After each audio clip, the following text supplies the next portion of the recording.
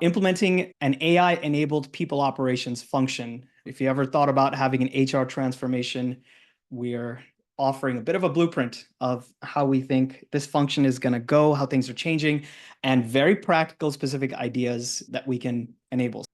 For any kind of webinar or talks that I join, I always love to understand where the whole thing is headed. So for those of you who are asking that question, here it is up front. If you need to go grab lunch instead or talk to folks internally, here's a TLDR. People operations is changing fast. The function as we know it is like a central thesis, a case that we're going to be making. We'll go through some of the major trends, macro factors that are happening, technology, AI, as well as the new service and operating model that people operations can leverage. A lot of this talk is to help shift the mindset of folks in people operations to go from reactive to proactive mode.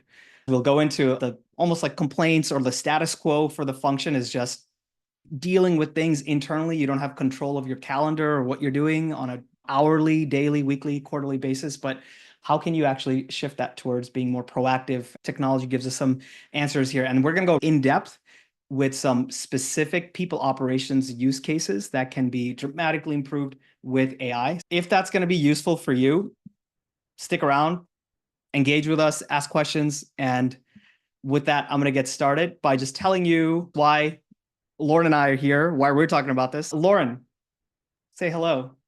Tell us about yourself. Why are you here? I'm Lauren. I'm the senior product manager at Cleary. I've been with the company for a few years, working closely, building product, but also working with our customers, getting to know the key stakeholders there, the market really well, and excited to dive deeper with you all about how AI can help transform the world of people ops. I'm based in New York. I like to run in my spare time. That's about it.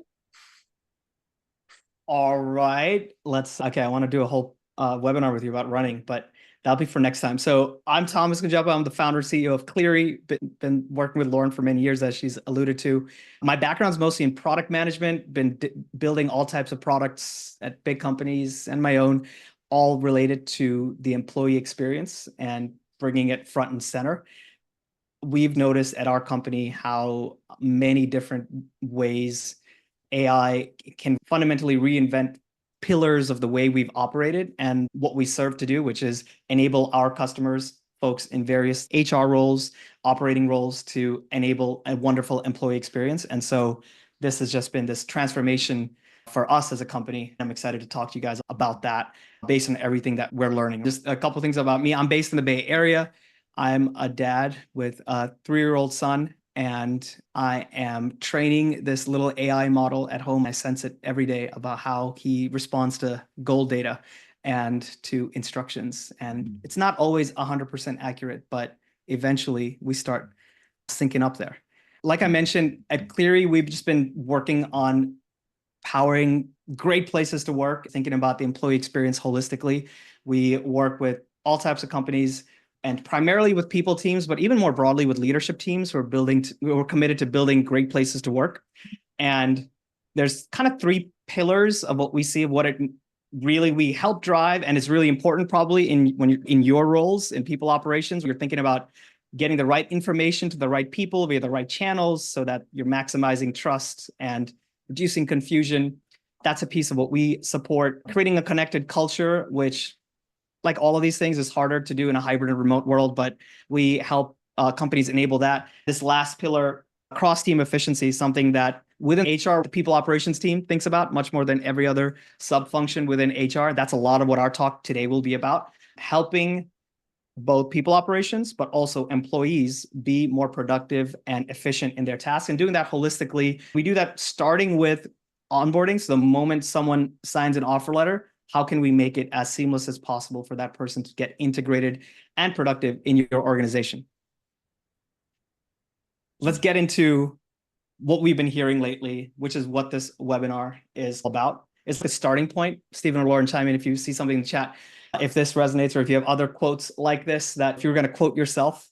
But we're just paraphrasing things we hear all the time. I wish I didn't have to answer all these basic questions from employees all day. people operations functions obviously want to be the face of the company to your employees and enable them however you can. Yet on the other hand, if you're talking amongst yourselves or with our customers, extended HR fam, you're complaining about how you are in what we call zombie mode, like just doing the same thing over and over again and saying, I just wish I didn't have to do this. Another quote we hear is whether it's your CEO, any kind of executive, the CPO or CHRO, talking about, have you tried AI? Can we find efficiencies? Try AI. Or look at this tool. Let's try AI. It's sure we can. When are we going to do it? Because I'm just constantly being reactive. I'm reacting to tickets and things that people are just pushing our way constantly. And I don't have time for any of the other ones. That is some of the things that we've heard. I wonder if any of this resonates for you, if you have other things like this that would represent this moment in time. I feel like that's a good encapsulation, but I'm going to give myself 5 minutes because I'm very passionate about this topic. I want to explain why you and I and all of us feel this, which is all these macro factors, what's happening in the background. It's a little bit like asking a fish, how's water? And they say, what the heck is water? This is a famous quote from David Foster Wallace, but it speaks to when you're in something, you don't actually know what's happening around you or why you are in the situation that you're in. And I'm just going to take a couple of minutes explaining what is that situation? Why are we in this situation where we're thinking about how we need to be more efficient and use AI and transform the way we do people operations? Number one, remote and hybrid is here to stay. I've been personally saying this, a lot of folks have been, even though there's been all these pushes to return to office. This is just complex looking graph, but really what it's showing is you see over here, 100% just before the pandemic hit, that's your baseline of bad swipe data. So the number of times people are swiping into offices based on this work barometer. It's a return to office work barometer. The country shut down. This is looking at top 10 cities. If you look at just the red graph, that's an average of 10 cities. You went down to almost nothing but essential workers going into the office. A lot of us, of course, we're not going in as knowledge workers. And then slowly it's been going up. 2022 was declared as this year of return to the office. All these people are pushing back. Back then, it was clear that we hit this point at around 50%. There's a couple of metros that have stabilized a little bit higher than that. But generally speaking, it's been stuck at about 50% of where we were in 2019, 2020 in terms of bad swipes and how people are actually operating. The data has borne out that all of us are enabling workforces that are hybrid, which means it's not less complex, it's more complex to have people remote, hybrid, multiple locations, dealing with different policies. The people operations job is just more complex if this is the reality, and this is nearly all workplaces will have remote and hybrid people as part of their workforce. So that's one thing where you feel the extra pressure, extra complexity. That's part of the water that we're all swimming in. The other piece is the labor market has remained at near full employment. Full employment is basically saying some people are always going to be looking for work. And so you don't want it to be like 0%, but the unemployment rate is saying that who are the people who are looking for work, but can't find it for at least a period of time. This has gone up and down, obviously, with the Great Recession in 2008, 2009, and a bigger spike with a much bigger inverted V recovery lately. We've been talking about slowdowns for quite some time, but all of us know when you're recruiting or trying to retain talent, it's still incredibly difficult. So there's still tons of open jobs out there, and it's hard to find great talent. What that means is that you still need to drive a great employee experience. There's more work for you and more demands on people operations in this world of lower employment. Now, unemployment is ticking up a little bit, and in some industries more than others. But overall, if you look at it historically, we're in a world where HR teams need to work overtime to make sure that they have a great workplace that retains talent. It's still hard to find and retain great talent, and it's expensive and costs a lot of time. End of ZIRP, zero interest rate policies. I think if you've been following the news, everyone just knows about this, but just putting it into like really historic like perspective, going way back to the 50s, interest rates at 3, 5, 7, the 70s and 80s, it was like much higher. In the 2000s, we've had this period starting around 2009, post Great Recession, where interest rates have been just basically close to zero. And that has completely shifted with the Fed. So now we're at like 5%, and that's just been a reality. What that does is puts pressure on all companies on their growth. And so what does that mean? The next trend, efficiency. So you've heard this a lot of CEOs in their like public company CEOs talking about these words much more often. There's been analyses of like how much they're talking about what words and what time. So what have you heard a lot in 23, 24? Efficiency. The first factor was we're not growing as fast as we were, so we need to be efficient and careful about our spending. CFOs were ruling the roost. On top of that, AI has come into the picture as another piece of efficiency, and that's what we're talking about here today. You have this high level view for boards and executive teams saying we need to operate more efficiently, which is all up and down the financial spectrum from sales, marketing, operational, G&A, and HR expenses. We need to look at AI because, hey, we're just hearing stories about how this other company or this one particular team leverage AI to improve one particular area of what they're doing. And so there's this, like, we're in this fact-finding mode right now where everyone from a top down is saying there's something here. Let's figure out what we can do, what we can transform for our company. And that is being pushed down through the company to various departments and leaders. So if you put it all together in people operations and people teams in general, you're being asked to do more with less going forward. You're being asked to do more because hybrid and remote's here to stay, which means more complexity, more because we've got, at this point in the US, a great workplace economy, a labor market still shifting towards employees versus employers. You know, the companies that do great at employee retention, they're going to win. There's going to be a big difference, right? So you got to invest in that, but it's with less because operational efficiency is being squeezed out of and expected from every part of the organization, especially G&A functions.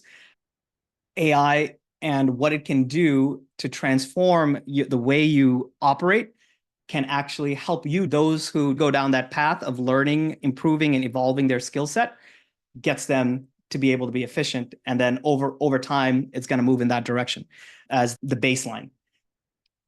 I'll just say one thing about this. This is an evolution. I don't think it's as dramatic as a lot of things that you hear out there. In people operations, the function exists because you're executing all these processes and looking at ways, whether with technology or process, to make it more efficient over time, right?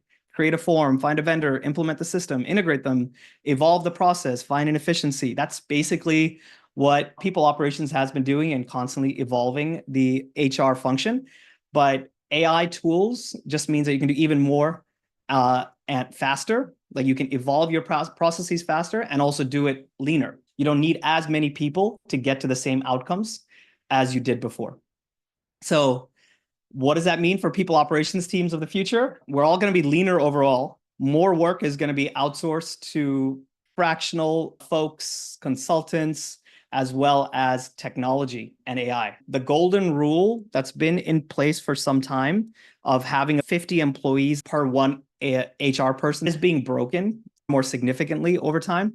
And then one specific item within that is that the number of people in a people operations function relative to a broader HR team or number of employees will be even lower because that role is going to be less about execution and more about overseeing technology and AI to enable execution.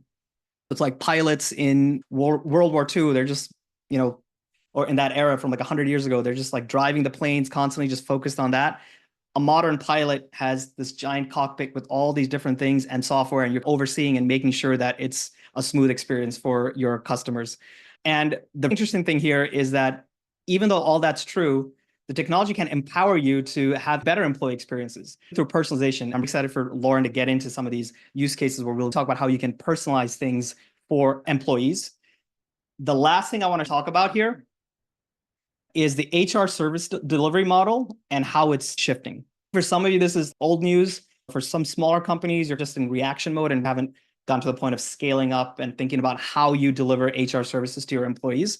But very standard way of dealing with HR services, right? So you're just servicing your employees or your customers. So there's tier 0 support, which are like basic requests that employees have where, hey, what's our PTO policy? This might be something that people are slacking you. They are creating a ticket. Maybe they're asking their manager who then slacks you, or they consult a knowledge base or know that there's a particular place to find information.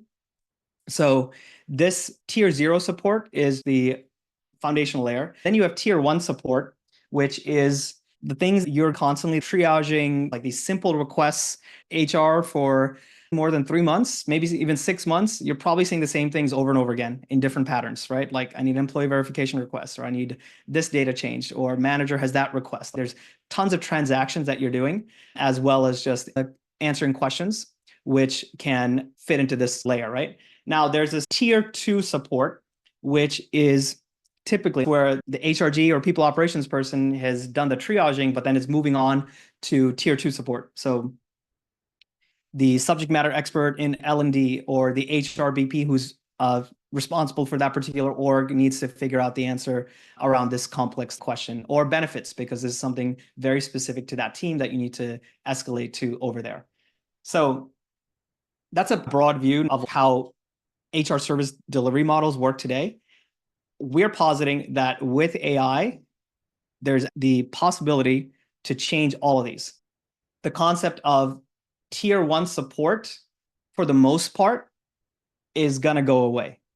So it either will go into tier 0 support, meaning employees can get their thing answered or get their request processed without needing to talk to a person for all of these requests that are simple, repeatable, transactional, or just fact finding. So it's going to be a big transition where tier 1 skinnies out and it goes down to tier 0. You ask a question and the thing is answered. Now, the other version of that is you ask for a transaction, and that transaction that you're now doing manually with a bunch of steps can instead be transformed to something that happens automatically based on rules that have been set up based on the systems that you've put together. So that's how tier 1 will go towards tier 0 in 2 different ways. And then there might be this skinny layer of tier 1, which is specifically due to policy, right? That needs to stick around, where you need to stay in the loop because it's a policy, right? You don't want to trust everything to AI or just technology. This is an important type of request where you want to actually go in and have a human who is qualified in probably in people operations verify this particular thing. For tier 2 support, all those specialists and things, the escalation will, for the most part, stay, but it can also be made more efficient in the short term. Often it's the back and forth and the hours going between the employee, the manager, and people ops trying to ask information of the subject matter expert and them coming back to you. There's a ton of back and forth that's redundant that can actually be made much more efficient as well. If you just zoom out and think about the delivery model today and how it's going to evolve, that's how we think about it. Now, it doesn't happen automatically, of course, but that's where we're going to go into it a little bit more in detail with the mindset that comes with this and how you can do it by going through a few different use cases. Lauren, do you want to share some of the use cases that we've got? Yeah, I'm going to walk through 4 use cases that pertain to the different levels of the service delivery pyramid that Thomas just walked us through. To start, let's talk about tier 0. This image probably looks familiar to a lot of you. This relates to simple questions that should have been self-service. Whether you have an Ask HR Slack channel, an HR email listserv, a ticketing system, or maybe your process is just people send you Slack DMs with their questions, you probably have these simple types of questions that come up that you feel like, we covered this in onboarding, why don't you remember? Or couldn't you have found this information yourself if you just searched for the policy? Obviously, you want to answer them, help people get the information they need. So you're writing out answers to all these questions. You have to go look up the policy that pertains to the information, link it here. Maybe the policy wasn't as robust as it could have been, which might have led to the question that came in the first place. So when someone says, hey, can I make changes to my commuter benefits? Maybe you think, oh, I should probably update this document with this information. There's always more questions to answer, other high priority things we need to get to. Updating, maintaining, and curating that knowledge base becomes time consuming than challenge. Often nothing is done to make it easier for employees to find that information in the future. And inevitably, weeks later, months later, it all comes back around. The same question will get asked again. If those improvements aren't happening to the knowledge base over time, you get stuck in this cycle where it's really hard for you to see that time savings in the future. And you're just sort of repetitively answering the same simple queries again and again. Now, with AI, this is a loop that becomes automated and self-improving. So your knowledge base can be built and maintained for you. But in the future, you have a Slack bot that sees it doesn't have the immediate answer to the commuter benefits question, but It's listening for your correct answer and then realizing, okay, I can actually log this FAQ for this HR team so that then in the future, a month later, when the question is answered or when the question is surfaced again, the Slack bot can actually reference the knowledge base, serve that information to the employee immediately, and you don't have to be involved at all. You don't even have to be monitoring those questions. And we're looking at Slack, but the same workflow happens other ways, right? Could be Asking the email, manager, email. How else have you seen it, Lauren? HR ticketing system. Some folks have those in place, whether it is a formal ticketing system or a Jira board where people are log tasks, Jira board, a Trello board. Like you said, they go to their manager, the manager pings HR. It can really be any shoulder tap if you're in the office, but not always consolidated into one channel perfectly either. And then why don't employees just go to the place and search for the thing? Just do what they're asked to, what they're supposed to do without bothering me. They may try, but a lot of what we've seen with companies is even if you feel like you have really good documentation, depending how you're organizing it, it's not always that simple to self-serve. If you're using Google Drive or something like Confluence, we've heard from customers that the experience of searching for information there is really challenging. It's not always surfacing things immediately. If it does surface you a policy, it's not always clear if where in that document the information you're looking for is. Even if an employee tries quickly, it's just so much easier to fall back on pinging someone because they feel like, oh, this person is the expert. They definitely know the information. It's, simple for them to be able to respond to me quickly. We have this death loop, right? With the very little time that you have, you spend time documenting things and creating a knowledge base. Employees go to the knowledge base. You ask people to go to the knowledge base, and either because it's old or missing a particular insight, or with HR content, it's I don't want to know the benefits. I want to know my benefits at this moment in time based on who I am. And that just takes a whole different level of documentation that you can't have when you're in reaction mode. And so that updating cycle doesn't actually happen and so you get into this vicious loop where eventually people are just like, why am I even going there? I can't find anything. Or if I find it, I'm not sure I can trust it. I'm going to go find the person. And now you're in even more reactive mode because people are asking you more questions constantly. Not that we don't want to service our customers, but I don't think they're happy either, right? I hate it when I have to call the bank when I wish I could just press a button and change the thing that I want to do, right? It depends on the request. So in this case, if you're doing this anyway, the next time the person's asking that question, they can just get the answer anyway, and then it slowly can migrate that behavior, right? The same thing can happen over email, as Lauren says, in the future. I can see how in people operations, you're going from execution to over time, you might just be dealing with the not helpfuls, getting more into that cockpit dashboard view of understanding what you are. So the role is changing. Let's talk about tier one a little bit because tier one can break into a couple different use cases. First, you have the things that Thomas pointed out in that pyramid that while this isn't just a simple answer, it often requires maybe a data change in an HRS or another system. It requires a process to be kicked off or a form submitted. They are still processes that are repetitive. So in that sense, it makes them ripe for efficiency gains, automation improvements. One that we see come up a lot with our customers is specific to onboarding. So in the onboarding process, a lot of you probably have your onboarding task spreadsheet where you have items to send forms out, create task assignments for different people, remind yourself to send reminders to those people when those things haven't been done. One key one that we see is asking managers about the systems that their new hires will need access to, and then handling the tasks for the provisioning of those accounts. Today, a lot of people are sending the manager a form, probably a Google form or something similar. Hey, can you review this list? Let me know what your new hire is going to need access to on their first day. Manager agrees, some time goes by, don't fill it out. Eventually, you look at your spreadsheet, see it hasn't been done, you ping them again, they send you the form, and then you have to go through the form and create all of the downstream tasks in your project management tool to assign tasks to the owners of all those systems to say, hey, please make sure Judy has access to this product before her start date next week. And then you have to lather, rinse, repeat for every new hire starting. This is something you can see is very monotonous. It can actually be really time consuming. And so if we go to the next slide, we'll see this is something we've solved with our Journeys product where we can kick off a fully automated process for new hire onboarding. We can trigger that form to your managers where they get that checkbox list and can quickly check off the system's access needed. Those answers can then trigger tasks to all of the specific owners that you specify to task them with the account creation. And so all of that can happen literally within minutes without any of your involvement. And like Thomas said, at that point, you're just looking at the dashboard to see what's off track. This is a great example of how AI is an evolution of automation, right? If you're doing a certain set of things over and over again, you can basically write down step one, step two, step three, step four.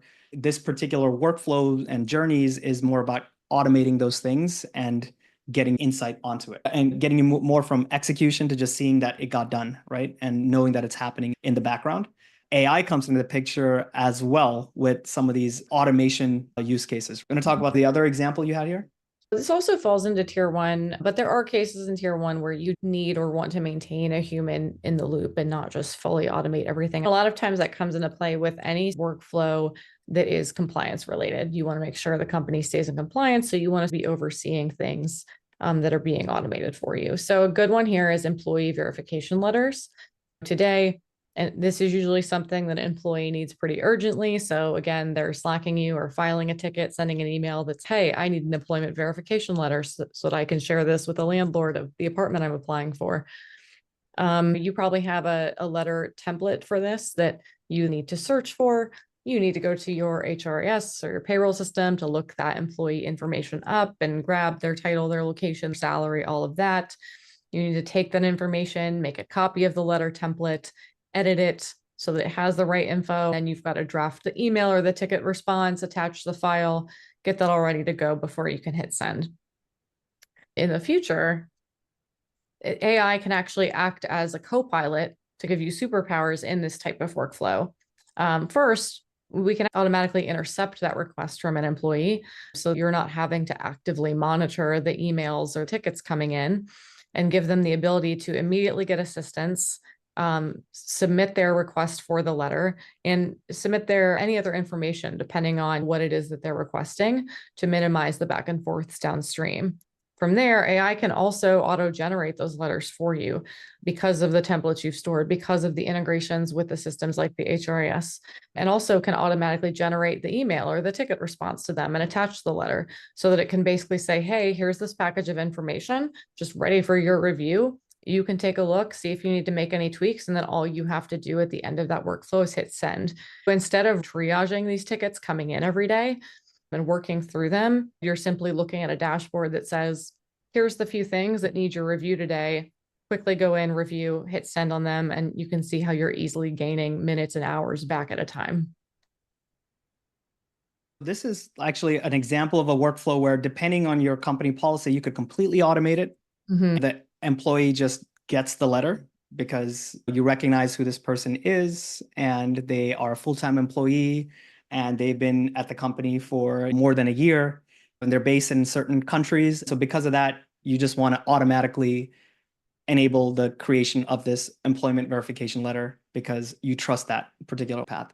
But maybe for other paths, you want to have a policy where you're actually in there, but even there, you've just gotten to that last step, right? Just verifying this real quick and pushing it on, or making a couple of edits versus all the other steps that you're doing. Exactly. Configuring different guardrails depending on the workflows. Got it. What would you say, Lauren, to folks who are saying like, yeah, these kind of automations, we're pushing the HRIS system that we're using to the limit here. What is the new added value specifically with AI versus what I'm doing today with templates? Really, the automation of not having to intercept the request to begin with. Even if you have a template today, you're still going manually into the HRIS, looking up all that information and making the edits. Here, you're getting that actual letter personalized to that person, auto-generated for them. And then you're using the word co-pilot here. For the uninitiated, could you describe what that means in the AI context? What are we generally talking about? Co-pilots as a category of tools in AI. The co-pilots are really to augment the work that you're doing.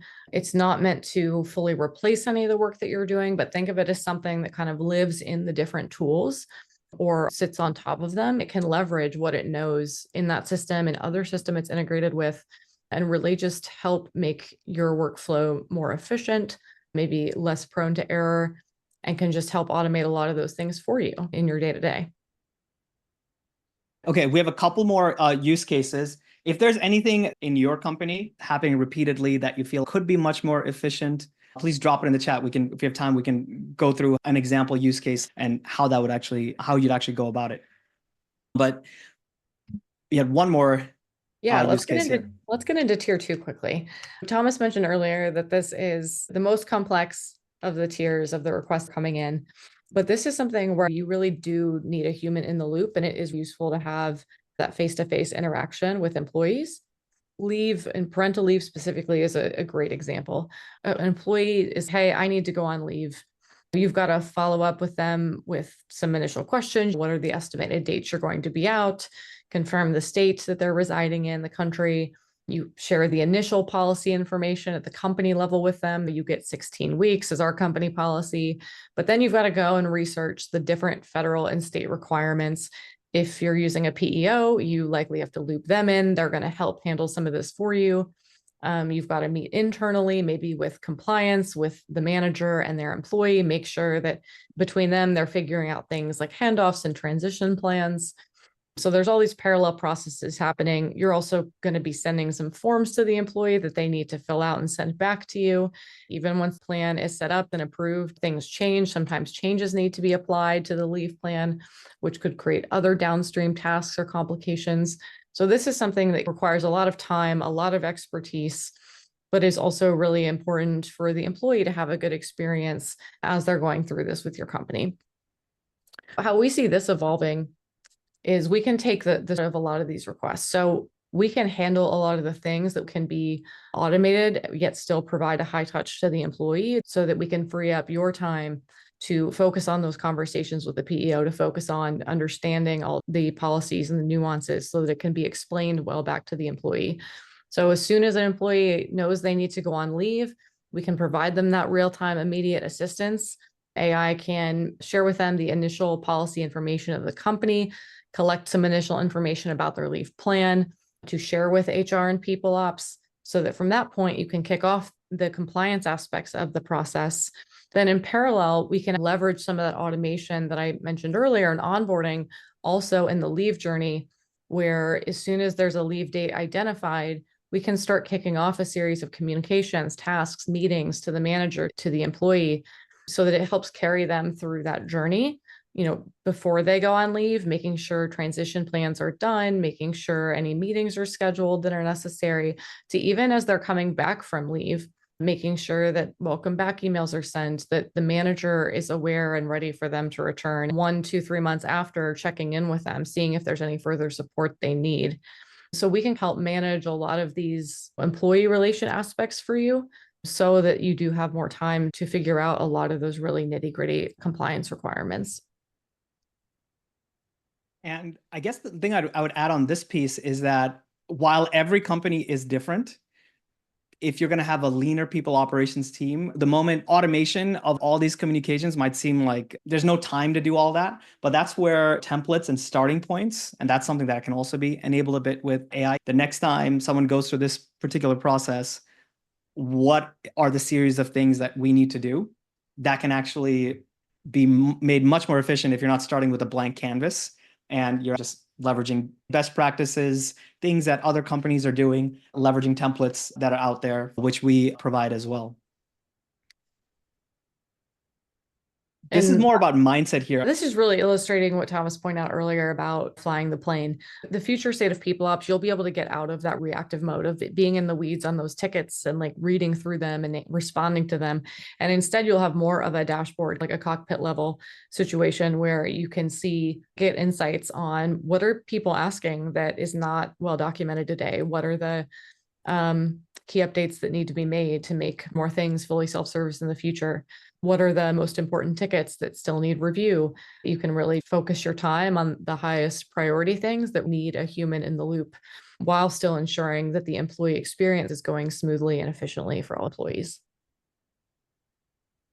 So when people go into reactive mode, you're basically just answering tickets all day and feeling overwhelmed. I've got to just execute all these things day after day.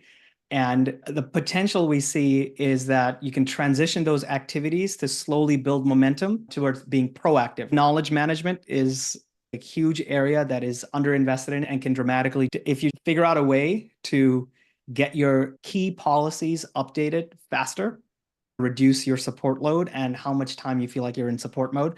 And so that's just been a key insight that we've had about specifically HR documentation, which is a little bit different from other types of knowledge bases and other departments, because it's very specific to personnel and maps to the actual policies that map to certain parts of the organization. That's what ends up taking a ton of the time. So if we can get you out of reactive mode slowly but surely, it should really compound. The idea is you're going from answering tickets or being in reactive mode 80% of the time in month one to way less than half of that in month two and half of that again in month three. The question is always, where do you start? How do you go from what you're doing today to progressively get from reactive mode to proactive mode? So Lauren, do you have any ideas about that? I'm a team of one in people ops, or we have a lean team of three in people ops, and we're just dealing with stuff constantly, and our plates are more than fully loaded, and we're being asked to do even more constantly. How do you, what's one small step you could take in this direction? I think the first thing is making sure that those key policies are in place and available to people and up to date, because the more of those, the pile of small questions that can be fully self-service that you can reduce, the more time you'll be able to clear up immediately on your plate to work through some of these more complex workflows. Yeah, I always say start with the things that can be fully automated, especially with less lift from you, so that over time you can start to automate those things higher up on the pyramid. And I would say if you've never done this, you and your team, if you just spent 10 minutes talking through what are the things that we keep seeing over and over again, you probably have a list of 10 things. And then probably the team could identify the top three things that are just like slow, time consuming, repetitive, and happens with high frequency. And you can just probably just do that intuitively.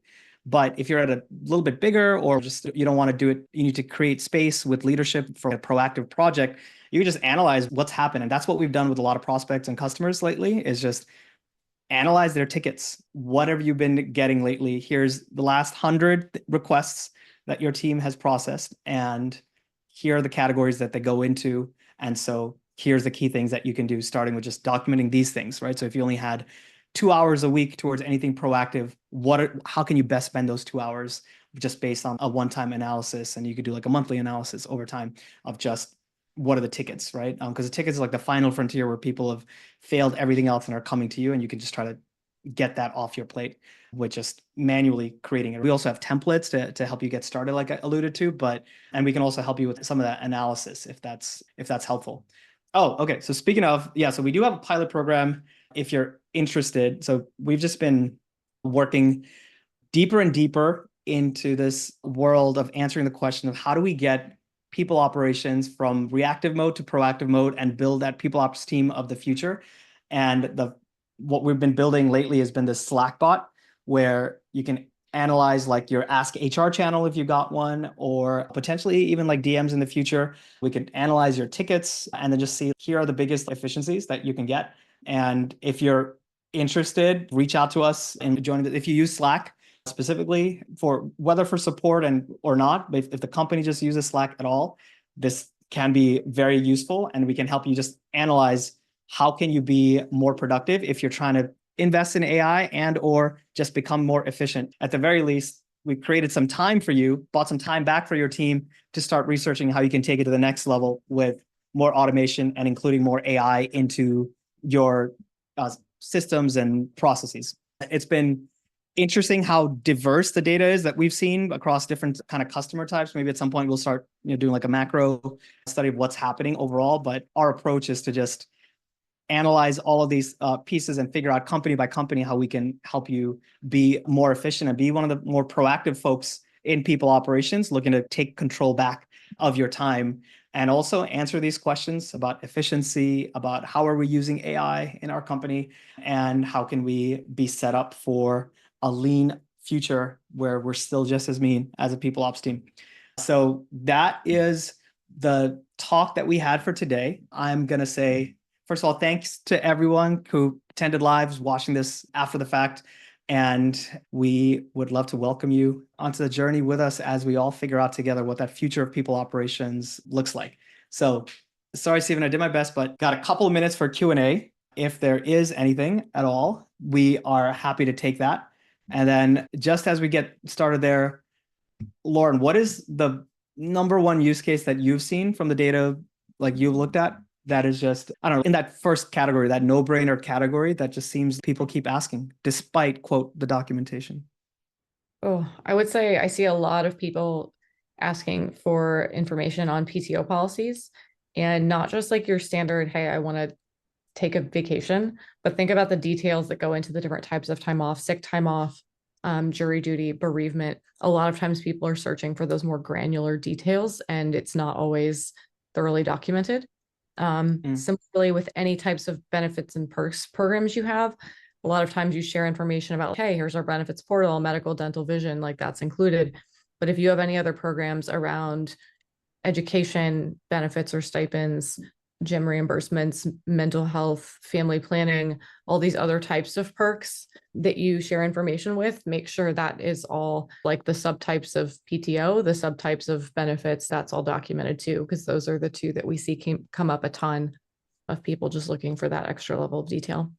In that case, if the because we'd run into that, right? Like the knowledge base exists. There is a document somewhere about that policy or whatever the case is, but people are still asking the question because of what? What is driving them? What is that gap between we spent all this time writing this down, trying our best to write it down, but still the question is being generated? Can you give some Right. examples of So what's actually missing? So we have a PTO policy, for example, at our company that says, hey, we have this unlimited PTO. This is how you do it though. This is how you log in the calendar. But then people go, hey, I'm not taking vacation.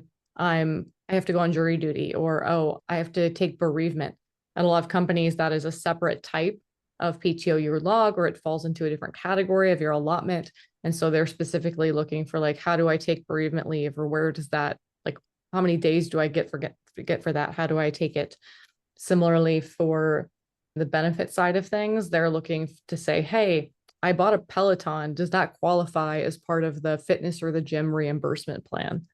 Um, so thinking about just, yeah, what qualifies to them specifically, and it might be a really specific use case. And so just making sure that there's as much detail as possible about all those different levels of PTO, of leave, of benefits and perks. Yeah, not just the high level policy that you would imagine would generally apply in the happy path of use cases. Yeah, and I guess that the idea is that when those questions come up about the Peloton or like my situation or whatever it is, you may not have it documented, but you're going to then respond to the person, right?